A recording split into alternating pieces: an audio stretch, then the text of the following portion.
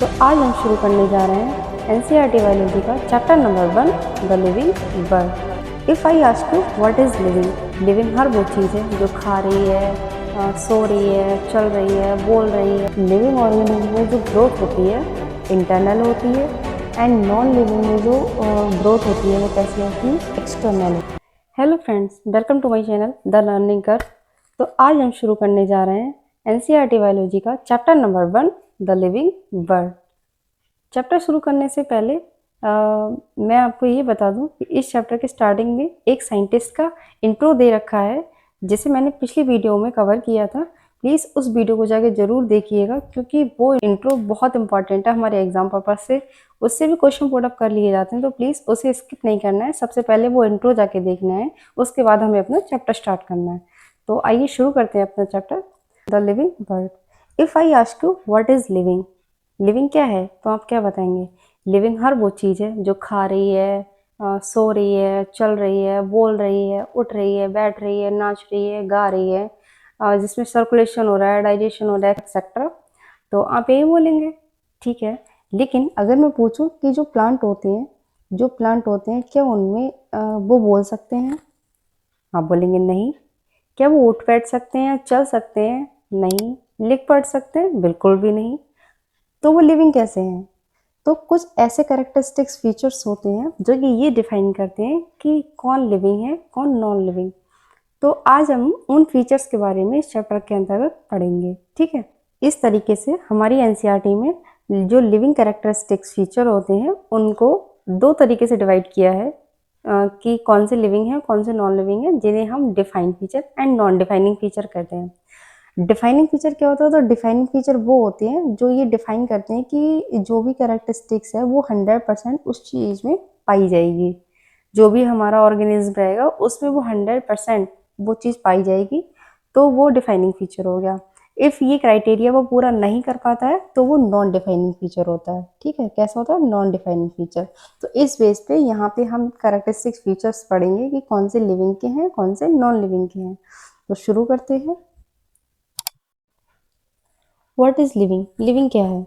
तो लिविंग हर वो चीज़ है जो उसे नॉन लिविंग से अलग करती है। मतलब उसमें कुछ ऐसे स्पेशल फीचर पाए जा रहे होंगे जो कि उसे नॉन लिविंग से पूरी तरीके से अलग कर रहे हैं। लेकिन वो फीचर कौन कौन से हैं, उन फीचर्स के बारे में हम देख लेते हैं। Unique characteristics of living organism, कि वो कौन कौन सी फीचर्स हैं जो कि लिविंग ऑर्गेनिज्म में पाए जाते हैं स्पेशली, ठीक है। Number 1 metabolism and cellular organisation. Next है ग्रोथ। ग्रोथ भी यहाँ पे ट्विन कैरेक्टर दिखाए गए हैं। Number 1 increase in body mass and number 2 increase in number, ठीक है। नेक्स्ट है रिप्रोडक्शन एंड नेक्स्ट है कॉन्शियसनेस, मतलब response to external environmental stimuli, मतलब बाहर से जो बाहर के वातावरण में जो भी हमें उद्दीपन मिल रहा है उसके प्रति हम किस तरीके से रिएक्ट कर रहे हैं, तो वो क्या होता है, हमारा कॉन्शियसनेस होता है। तो ये फीचर्स जिसमें पाए जाएंगे वो एक्चुअली लिविंग है, नॉन लिविंग है, इसको हम डिफाइन करेंगे, जिसे हम एक एक करके पढ़ेंगे। नंबर 1 है ग्रोथ। ग्रोथ क्या होता है? ग्रोथ का मतलब हम क्या बोलते हैं? बढ़ना। ग्रोथ का मतलब यही होता है ना, बढ़ना। अब वो बढ़ कैसे रहा है? चाहे वो अपनी आकार में बढ़ रहा है तब भी बढ़ना हो गया, अगर वो अपनी नंबर्स में बढ़ रहा है तब भी वो बढ़ना हो गया। तो इस तरीके से ग्रोथ के यहाँ पे दो कैरेक्टरिस्टिक्स फीचर्स दिखते हैं, जिसे हम ट्विन कैरेक्टर कहते हैं, ठीक है। Number 1 increase in body mass, number 2 increase in number. अब ये क्या है, इसको हम समझ लेते हैं। इंक्रीज इन बॉडी मास का मतलब क्या होता है? इंक्रीज इन बॉडी मास का मतलब होता है लाइक, जैसे ये तुम्हारा रेत का टीला था, अभी ये इतना छोटा था। रेत का टीला ले लीजिए या फिर कोई पहाड़ ले लीजिए, कुछ भी ले लीजिए, रॉक वगैरह कुछ भी ले सकते हैं हम। तो पहले वो इतना छोटा था, ठीक है। अब बाहर से क्या हुआ, रेत और आई, उड़ के आई, कैसे भी आई, वो इसके ऊपर जमा होती गई। जब वो जमा होती गई तो ये इसका आकार बड़ा होता गया। तो इस तरीके से पहले ये छोटा था, अब ये हमें बड़ा दिख रहा है, मतलब इसकी ग्रोथ हुई है। लेकिन क्या हम ये कह सकते हैं कि जो हमारा रेत का टीला है, चट्टान है या फिर हमारा पहाड़ है, वो लिविंग है? नहीं, वो कैसा है? नॉन लिविंग है। तो अब यहाँ पे क्या निकल के आता है कि नॉन लिविंग में है फिर भी ये ग्रोथ कर रहा है, और जबकि हमने क्या पढ़ा कि जो लिविंग्स होंगे उनमें 100% फीचर पाए जा रहे होंगे। अब ये तो नॉन लिविंग में भी पाया जा रहा है। किसके द्वारा? Due to accumulation of matter. ठीक है, due to accumulation of matter, मतलब जो भी हमारे पदार्थ है उसके जमाव से, जमा हो रहा है बाहर से, तो उसके जमाव से इसका ग्रोथ हो रहा है। नंबर 1 ये हो गया। इंक्रीज इन बॉडी मास, ऐसे भी ग्रोथ हो रही है। नेक्स्ट अगर हम बात करें increase in growth, increase in number, तो वो क्या होता है? इंक्रीज इन नंबर की बात करते हैं। जैसे मेरे पास कोई सेल है, इस सेल ने डिवाइड किया और डिवाइड करके 2 सेल्स बनाए। ठीक है, अगर ये आगे डिवाइड करना चाहें तो फिर ये 2 सेल्स और बना लेती हैं, ये डिवाइड करने चाहें तो 2 सेल्स और बना लेती हैं। इस तरीके से हमारा नंबर में भी ग्रोथ हो रहा है। आप देख सकते हैं पहले एक सेल थी, एक सेल से हमारी 2 सेल्स बनी, अभी 2 सेल से हमारी 2 सेल्स और बनी। ठीक है, टोटल 4 सेल्स बनी। तो सेल्स के नंबर्स में इंक्रीजमेंट हो रहा है, तो इस तरीके से मतलब ग्रोथ हो रही है। लेकिन इनके भी 3 आधार होते हैं। नंबर 1 हमारा होता है सेल डिवीजन, जब सेल डिवीजन होता है तो भी सेल्स जो होती हैं वो ग्रोथ करती हैं। नेक्स्ट है रिप्रोडक्शन, किसी ऑर्गेनिज्म में अगर रिप्रोडक्शन होता है तो भी सेल्स ग्रोथ करती हैं। लास्ट है ग्रोथ। ठीक है, जब ग्रोथ होती है तो भी सेल्स इंक्रीजमेंट करती हैं। तो यहाँ पे हम इन्हें मतलब रिप्रोडक्शन को, ग्रोथ को एक दूसरे का हम सिनोनियम्स भी बोल देते हैं। ठीक है, ये कैरेक्टरिस्टिक्स फीचर जो हैं ये ग्रोथ को डिफाइन करते हैं। एंड वन मोर थिंग, जो लिविंग ऑर्गेनिज्म होते हैं उनमें जो ग्रोथ होती है वो उनकी इंटरनल होती है। मतलब लिविंग ऑर्गेनिज्म में जो ग्रोथ होती है वो इंटरनल ग्रोथ होती है, और जो नॉन लिविंग ऑर्गेनिज्म होते हैं उनमें ग्रोथ एक्सटर्नल होती है। आपने देखा था रेत का टीला, उसके बाहरी जमाव से ही तो आकार चेंज हुआ था ना, तो वो एक्सटर्नल ग्रोथ हो गई। लेकिन जो लिविंग ऑर्गेनिज्म होते हैं उनमें इंटरनल ग्रोथ होती है। अब हम देख लेते हैं हमारी एनसीईआरटी की लाइंस में क्या क्या लिखा है। ठीक है, in majority of higher animals and plants, in majority of higher animals and plants, growth and reproduction are mutually exclusive events। मतलब कहना क्या चाहता है? मतलब हायर एनिमल्स और हायर प्लांट्स में जो ग्रोथ एंड रिप्रोडक्शन है वो क्या है? वो अलग अलग इवेंट्स हैं, यानी स्पेशली इवेंट्स हैं। मतलब रिप्रोडक्शन अलग रोल प्ले करता है, ग्रोथ अलग रोल प्ले करता है। लेकिन अगर हम बात करें यूनिसेलुलर ऑर्गेनिज्म की, तो यूनिसेलुलर ऑर्गेनिज्म में ही ये दोनों सिनोनियम्स की तरह वर्क करते हैं। ठीक है, इसको मैं अभी बता चुकी थी। नेक्स्ट है non living objects also grow. Non living object जो होते हैं वो भी ग्रो करते हैं। कैसे करते हैं? By accumulation of material on surface. मैंने बताया था ये रेत का टीला है, मतलब ये रेत का टीला है, इसकी सरफेस पर अगर जमाव हो रहा है किसी बाहरी चीज का तो उससे भी ग्रोथ हो रही है, जो कि नॉन लिविंग है। ठीक, लाइक माउंटेन्स हो गया, वर्ल्डर्स हो गया, सैंड मॉन्स हो गया। ठीक है, इस तरीके से ग्रोथ therefore इसीलिए can not be taken as defining property of living organism. इसलिए ये कहना मुश्किल है कि जो ग्रोथ है वो लिविंग ऑर्गेनिज्म की डिफाइनिंग फीचर है। मतलब इसे हम डिफाइनिंग फीचर नहीं कह सकते, ये नॉन डिफाइनिंग फीचर है। क्यों? क्योंकि ये ग्रोथ जो हो रही है वो लिविंग्स में भी हो रही है, नॉन लिविंग्स में भी पाई जा रही है। तो ये डिफाइनिंग फीचर तो नहीं हो सकता, क्योंकि हमने क्या पढ़ा है, डिफाइनिंग फीचर वो होते हैं जो कि 100% किसी पर्टिकुलर ऑर्गेनिज्म में पाए जाते हैं, उन्हें हम डिफाइनिंग फीचर कहते हैं। ठीक, in living organism the growth is internal. हमने बताया था लिविंग ऑर्गेनिज्म में जो ग्रोथ होती है इंटरनल होती है, एंड नॉन लिविंग में जो ग्रोथ होती है वो कैसी होती है? एक्सटर्नल होती है। ठीक है, आई होप आपको ग्रोथ का पॉइंट समझ में आ गया होगा। हम नेक्स्ट पॉइंट की तरफ मूव करते हैं। नेक्स्ट है हमारा रिप्रोडक्शन। अब रिप्रोडक्शन क्या होता है?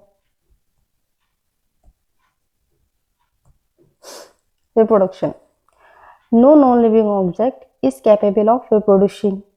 कोई भी नॉन लिविंग ऑब्जेक्ट होता है वो रिप्रोडक्शन करने की क्षमता नहीं रख सकता, उसमें रेप्लिकेटिंग की क्षमता नहीं होती है। सिर्फ लिविंग्स में ही ये कैरेक्टरिस्टिक फीचर पाया जाता है।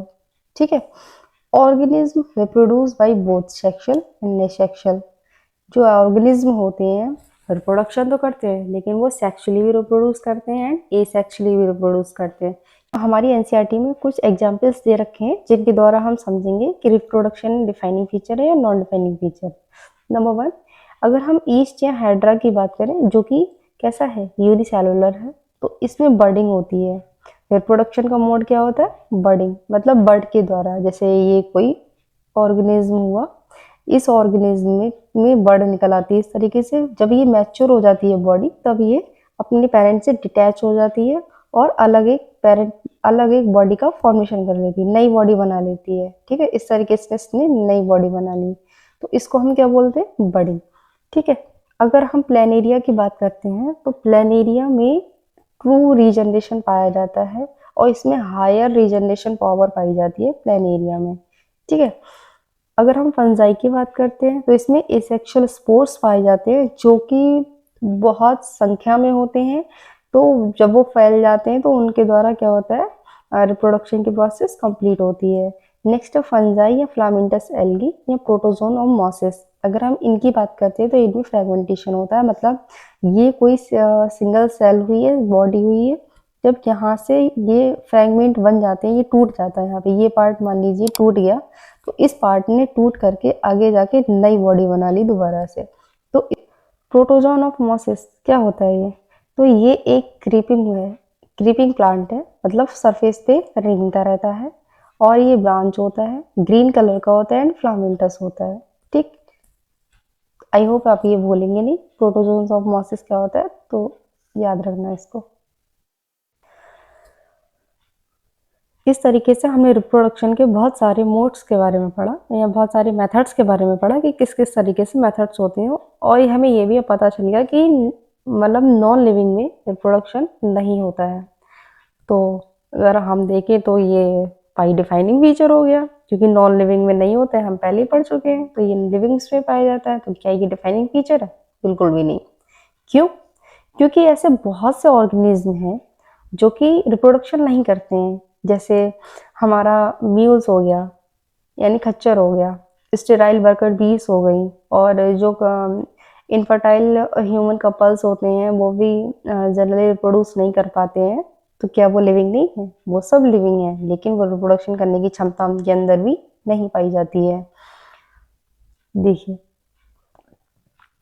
many organisms such as mules, sterile workers bees, infertile human couples do not reproduce, ये रिप्रोड्यूस नहीं कर सकते हैं। Hence, इसीलिए रिप्रोडक्शन जो है can not be all inclusive defining characteristics of living organism.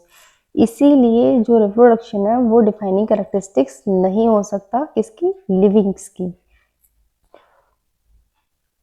Next है मेटाबॉलिज्म एंड सेलुलर ऑर्गेनाइजेशन। ये क्या होता है, मतलब the sum total of all chemical reactions occurring in our body called metabolism. मतलब वो सारी केमिकल्स रिएक्शन जो हमारी बॉडी के अंदर हो रही हैं, हम उसको क्या कहते हैं, मेटाबॉलिज्म कहते हैं। केमिकल रिएक्शंस कौन कौन सी, लाइक जैसे केमिकल रिएक्शन में कौन कौन सी आ जाती है, तुम्हारी कैटाबॉलिक रिएक्शन भी आ जाती हैं। ठीक है, तुम्हारी एनाबॉलिक रिएक्शन भी आ जाती है, कैटाबॉलिक एंड एनाबॉलिक। कैटाबॉलिक क्या होता है, एनाबॉलिक क्या होता है। कैटाबॉलिक में क्या होता है, तुम्हारा एक बड़ा पार्ट होता है, मतलब कोई बड़ा सब्सटेंस हुआ, वो जाके टूट जाता है छोटे छोटे सब्सटेंसेस में। ठीक, और इससे क्या होता है, एनर्जी भी रिलीज होती है। ठीक, तो ये हमारी कैटाबॉलिक रिएक्शन होगी। एनाबॉलिक में क्या होता है, छोटे छोटे पार्ट्स होते हैं, वो जाके सिंथेसाइज हो जाते हैं और एक बड़ा मॉलिक्यूल बना लेते हैं, और इसमें एनर्जी कंज्यूम होती है, मतलब इसमें एनर्जी की ज़रूरत पड़ती है और यहाँ पे एनर्जी हमारी रिलीज होती है। तो और इन दोनों रिएक्शंस को ही मिला के हम बोल देते हैं कि ये क्या होते हैं, केमिकल रिएक्शंस। ठीक, जो कि हमारी बॉडी के अंदर होती हैं, जिसे हम मेटाबॉलिज्म बोलते हैं। तो ये अब ये चीज़ हमारी बॉडी के अंदर हो रही है, तो जनरली ये नॉन लिविंग में तो नहीं पाई जाएगी। Same, non living object do not exhibit metabolism. Non living things में मेटाबॉलिज्म नहीं पाया जाता है। अगर हम इस मेटाबॉलिज्म की रिएक्शन को हम बाहर इन विट्रो कंडीशन में यानी लैब में अगर हम कराएं ट्यूब के अंदर, तो क्या ये लिविंग कहलाएगी या नॉन लिविंग कहलाएगी, आइए देख लेते हैं। तो हमने एक ट्यूब लिया है, उस ट्यूब में हमने सेम एज कंडीशन रखी है जैसे हमारी बॉडी के अंदर होती है। अब हमने यहाँ रिएक्शन कराई है, तो ये जो रिएक्शन हो रही है, ये रिएक्शन हमारी ना तो नॉन लिविंग है और ना ही लिविंग है। लेकिन जो रिएक्शन हो रही है यहाँ पे वो सेम एज 100% कैसी है, जैसी हमारी बॉडी के अंदर होती है। रिएक्शन सेम है लेकिन जो इन्वायरमेंट है वो हमारा सेम नहीं है। ठीक, इस तरीके से ये ना तो लिविंग है और ना ही नॉन लिविंग है। तो ये कहा गया है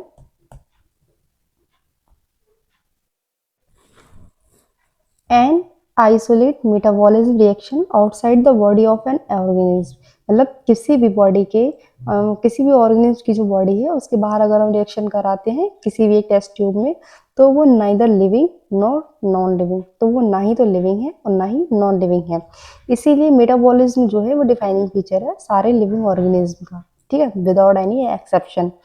मतलब हम कह सकते हैं कि जो मेटाबॉलिज्म है वो एक डिफाइनिंग फीचर है, क्योंकि वो सिर्फ और सिर्फ लिविंग्स में पाया जा रहा है, नॉन लिविंग्स में तो नहीं पाया जा रहा है। ठीक है, isolate metabolism reaction in vitro are not living things. Isolate metabolism reaction in vitro are not living things, मतलब हम जो भी इन विट्रो कंडीशन में रिएक्शंस करा रहे हैं मेटाबॉलिज्म की, वो लिविंग थिंग्स नहीं है बट श्योरली लिविंग रिएक्शंस। लेकिन जो रिएक्शन उसके अंदर हो रही है, हमने बताया था ये जो ट्यूब है, इस ट्यूब के अंदर जो रिएक्शन हो रही है वो कैसी है, लिविंग है। ठीक है, लेकिन जो यहाँ पे इन्वायरमेंट है वो कैसा है, हमारा नॉन लिविंग है। तो सेलुलर, इसीलिए cellular organisation of body is defining feature of living form. इसीलिए हम कह सकते हैं कि जो सेलुलर ऑर्गेनाइजेशन है हमारी बॉडी का, वो कैसा है, वो भी एक डिफाइनिंग फीचर है। ठीक, आई होप आपको मेटाबॉलिज्म में कोई कंफ्यूजन नहीं रहा होगा। नेक्स्ट है कॉन्शियसनेस। कॉन्शियसनेस क्या होता है? कॉन्शियसनेस मतलब हमने बताया था कि जो हमारे एक्सटर्नल इन्वायरमेंटल स्टिमुलाई है उसके प्रति हम किस तरीके से रिएक्ट कर रहे हैं, किस तरीके से हम सोच रहे हैं, किस तरीके से हम अपनी डूइंग कर रहे हैं, उसको हम क्या बोलते हैं, कॉन्शियसनेस। तो organism, the living organism have the ability to sense their surroundings और एनवायरनमेंट। और ये जो फीचर है ये केवल और केवल किस में पाया जाता है, लिविंग्स में पाया जाता है, कि वो अपने जो भी इन्वायरमेंट है, जो भी हमारे चारों ओर की चीज़ें चल रही हैं उनके प्रति हम क्या कर सकते हैं, सेंस कर सकते हैं। ये क्षमता हम लिविंग्स के अंदर ही पाई जाती है। And respond to these environmental stimuli which could be physical, chemical और बायोलॉजिकल। और ये क्षमता भी पाई जाती है कि जो भी हमें स्टिमुलस मिल रहा है, जिसे हम सेंस कर पा रहे हैं, उसके प्रति हम क्या कर रहे हैं, रिएक्शन कर पा रहे हैं, या भी हम रिस्पॉन्ड कर पा रहे हैं। चाहे वो हमारी एक्टिविटी फिजिकल हो, केमिकल हो या बायोलॉजिकल हो, किसी भी की एक्टिविटी के दौरान हम उस स्टिमुलस का हम रिस्पॉन्स दे पा रहे हैं, वो क्या है, हमारा कॉन्शियसनेस। ठीक है, तो इसीलिए कॉन्शियसनेस भी हमारा क्या हो गया, डिफाइनिंग फीचर हो गया, किसका, लिविंग ऑर्गेनिज्म का। क्यों? क्योंकि ये भी हम लिविंग्स में ही पाया जा रहा है, नॉन लिविंग्स में तो नहीं पाया जा रहा। जो प्लांट्स होते हैं वो भी एक्सटर्नल फैक्टर्स के प्रति रिस्पॉन्ड करते हैं। कैसे? Like water, light, temperature, other organism, pollutants आदि। देखिए, बहुत अच्छी बात यहाँ पे कही गई है कि प्लांट्स जो होते हैं वो भी एक्सटर्नल फैक्टर्स के प्रति रिस्पॉन्ड करते हैं। जैसे लाइट हो गया, जिधर लाइट मिलेगी प्लांट का कर्वेचर उसी साइड हो जाता है। वाटर, अगर उसे वाटर नहीं मिलता है तो आपने देखा होगा कि प्लांट सूख जाते हैं, या फिर टेम्परेचर ज़्यादा होता है तो भी प्लांट सूख जाते हैं। इस तरीके से वो भी जो भी हमारे एक्सटर्नल फैक्टर्स होते हैं उनके प्रति वो भी रिस्पॉन्ड करते हैं। और अदर ऑर्गेनिज्म लाइक पॉल्यूटेंट्स हैं आदि हैं, उनके प्रति भी प्लांट्स रिस्पॉन्ड करते हैं। जैसे बहुत अच्छा एग्जाम्पल यहाँ पे मुझे याद आ रहा है लाइकेन का। लाइकेन के बारे में आपने पढ़ रखा होगा। लाइकेन्स क्या होते हैं? तो ये बायो इंडिकेटर्स होते हैं। ईयर में कितनी SO2 है, यानी सल्फर डाइऑक्साइड कितनी है, ज़्यादा है। अगर जितनी ज़्यादा होगी लाइकेन्स ग्रो नहीं करेगा। इसके लिए इसे एकदम क्लीन और एकदम शुद्ध एयर चाहिए। किसके लिए? सर्वाइव करने के लिए, जीवन जीने के लिए। अगर जहाँ पे भी थोड़ी बहुत भी एयर पॉल्यूटेंट होगी वहाँ पे ये ग्रो नहीं करेगा। तो अगर ये ग्रो नहीं कर रहा है तो वहाँ पे हमें पता चल जाता है कि यहाँ की जो एयर है वो पॉल्यूटेड है। ठीक, तो ये बहुत अच्छा इंडिकेटर है। तो इस तरीके से प्लांट्स जो होते हैं वो भी एक्सटर्नल फैक्टर्स के प्रति रिस्पॉन्ड करते हैं। ठीक है, नेक्स्ट है photo periods affects reproduction in seasonal breeders both plants and animal. जो फोटो पीरियड होता है वो क्या करता है, रिप्रोडक्शन, जो सीजनल ब्रीडर्स होते हैं उनको उनकी ब्रीडिंग को इफेक्ट करता है, चाहे वो प्लांट्स हो या फिर वो एनिमल्स हो। ठीक, human being is the only organism who is aware of himself. अर्थात उसके पास सेल्फ कॉन्शियसनेस की क्षमता पाई जाती है। ह्यूमन बींग्स एक ऐसे ऑर्गेनिज्म है जिनके पास खुद ये क्षमता होती है कि वो खुद से अवेयर हैं। इस तरीके से कंक्लूजन क्या निकलता है कि लिविंग ऑर्गेनिज्म में डिफाइनिंग फीचर क्या है, मतलब जो सेल्फ रेप्लिकेट कर सके या सेल्फ रेगुलेटिंग की कैरेक्टरिस्टिक्स फीचर पाई जाती है उनमें, या जिनमें कॉन्शियसनेस पाया जाता है, या जिनमें मेटाबॉलिज्म के कैरेक्टर्स पाए जाते हैं, वो क्या होते हैं, डिफाइनिंग फीचर होते हैं। तो कहा गया है living organisms are self-replicating, evolving and self-regulating interactive system capable of responding to external stimuli। मतलब लिविंग ऑर्गेनिज्म को क्या है, लिविंग ऑर्गेनिज्म वो है जिनमें सेल्फ रेप्लिकेटिंग की पावर पाई जाती है, रेगुलेटिंग की पावर पाई जाती है। इस तरीके से हमने लिविंग और नॉन लिविंग के कैरेक्टरिस्टिक्स फीचर्स पढ़े हैं कि क्या डिफाइनिंग फीचर होते हैं, क्या नॉन डिफाइनिंग फीचर होते हैं। आई होप आपको मेरी वीडियो बहुत पसंद आई होगी एंड प्लीज़ चैनल को सब्सक्राइब जरूर कीजिएगा। Thank you.